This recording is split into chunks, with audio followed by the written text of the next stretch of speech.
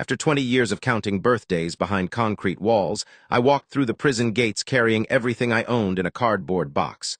Waiting outside wasn't my family. It wasn't a friend. It wasn't even a lawyer. It was a young reporter holding a microphone, asking the question that had haunted me for 2 decades. Mr. Rowan, how does it feel to know the man who testified against you is now the mayor of your hometown? I stopped walking. For a second, I couldn't hear anything except the sound of my own heartbeat. 20 years had passed, but hearing those words made it feel like I was standing back in that courtroom all over again. Mayor? Ethan Mercer had become the mayor. The same man who looked me in the eyes and swore under oath that he watched me kill someone. The same man who had once called me his brother. The same man who knew I was innocent. I didn't answer the reporter. I simply kept walking because if I opened my mouth right then, 20 years of anger might have come pouring out. My name is Daniel Rowan. I'm 48 years old, and before I tell you what happened next, let me know where you're listening from. I always find it amazing how stories like mine can reach people all over the world. Stay with me until the end because what happened after I walked out of prison was even harder to believe than what sent me there. 20 years earlier, I was 28 years old with a life I thought would only get better. I wasn't rich, but I was proud of what I had. I owned a small auto repair shop called Rowan Auto Works on the edge of Ashbridge, a quiet town where almost everyone knew each other. I had grease under my fingernails more often than not, but I slept well every night knowing every dollar I earned came from honest work. My wife, Rebecca, taught 3rd grade at the local elementary school. She had a smile that could calm an entire room. Whenever I came home exhausted, she'd hand me a cup of coffee before asking about my day. "You work too hard," she'd say. "And you worry too much," I'd answer. It was our routine. We'd laugh. Then we'd eat dinner together. We weren't perfect. We argued about bills. We worried about having children because money was always tight. But there was love. Real love. The kind built over years instead of weeks. Then there was Ethan Mercer. We'd been friends since we were 12. He came from one of the wealthiest families in Ashbridge. His father owned construction companies, shopping centers, and half the commercial buildings downtown. None of that ever mattered to me. To me, Ethan was simply the kid who shared his lunch when mine fell into the mud during 7th grade. He was the best man at my wedding. I helped renovate his first house. When his father died unexpectedly, I spent 3 nights sleeping in his living room because he couldn't bear being alone. If someone had told me back then that Ethan would eventually become the reason I lost 20 years of my life, I would have laughed in their face. One rainy Thursday afternoon, Ethan walked into my garage looking unusually nervous. "You got a minute?" he asked. I wiped my hands with a rag. "For you always." He looked around to make sure none of my employees were nearby. "I need a favor." "What kind of favor?" He hesitated. "Nothing illegal." That should have been my first warning. People who start a sentence like that usually mean the opposite. He explained that his late father's estate was still tangled in legal disputes.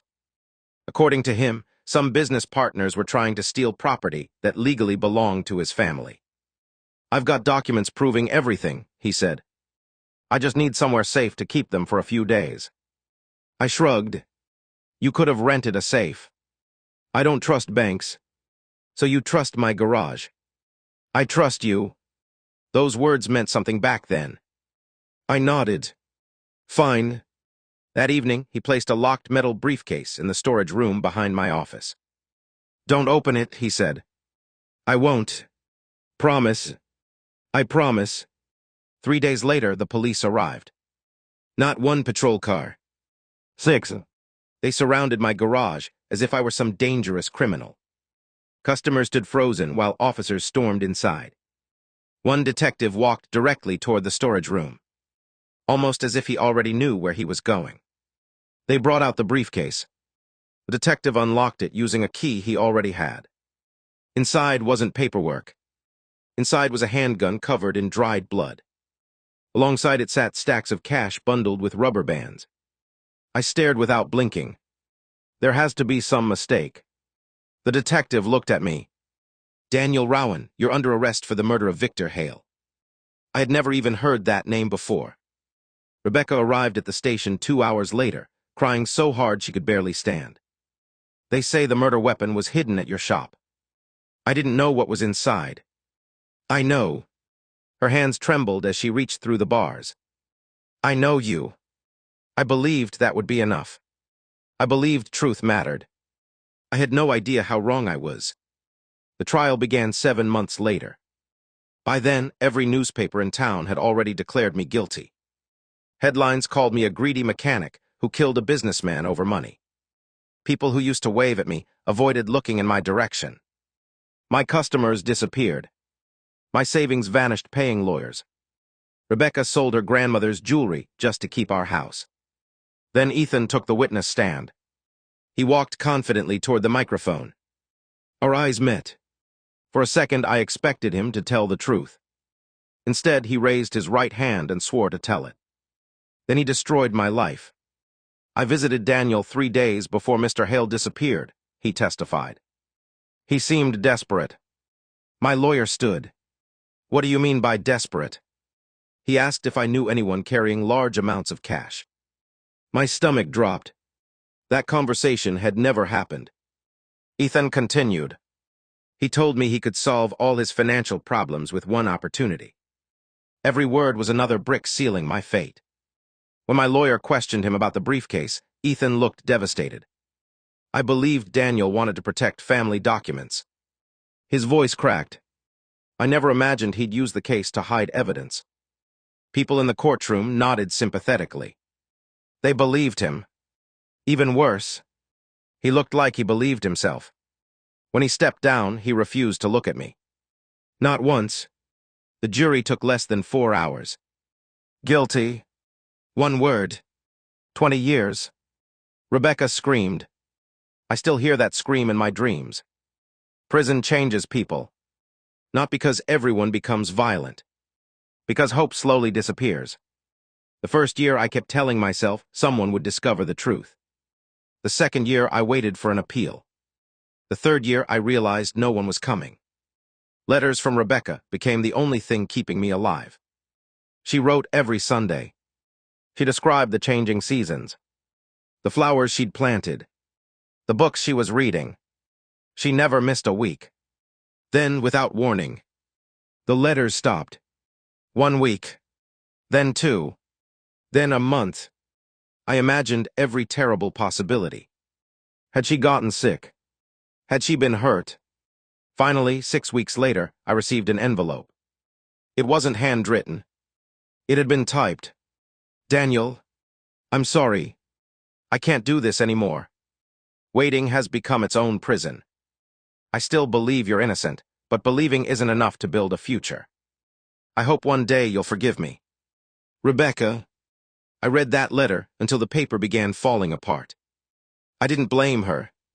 20 years is a lifetime. Nobody should have to pause their life waiting for justice that may never come. After that, I stopped expecting visitors. Years blurred together. New inmates arrived. Old ones left. Guards retired. Hair turned gray. Faces disappeared. Then one afternoon, something unusual happened. A young prison librarian named Naomi transferred to our facility. Unlike most staff members, she spoke to inmates like they were human beings. One day she noticed me reading an old law book. You studying? She asked. I've got time. She smiled. Most people read novels. I'd rather understand how I ended up here. Weeks later, she returned carrying a stack of court records. I requested public copies. I frowned. Why? Something about your case bothered me. I laughed quietly. It bothers me too. No. She lowered her voice. I mean legally. That conversation changed everything. Naomi had recently finished a degree in criminal justice. She wasn't a lawyer yet, but she had sharp eyes. She noticed inconsistencies nobody had questioned. Witness timelines that didn't match.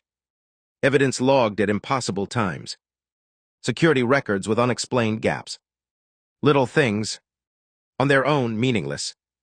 Together, potentially explosive. You ever wonder why your friend's fingerprints weren't on that briefcase? She asked. He said he carried it. Exactly. I stared at her. She slid one page across the table. The police report says the entire surface had been wiped clean. My pulse quickened. So why would someone wiping fingerprints leave yours all over the handle? For the first time in years, something inside me woke up. Not hope. Hope was too fragile. This was something stronger. Questions. And questions had a way of leading to answers. I had spent 20 years believing my life had been stolen by one lie. I was about to discover that the lie was far bigger than I had ever imagined. Continue.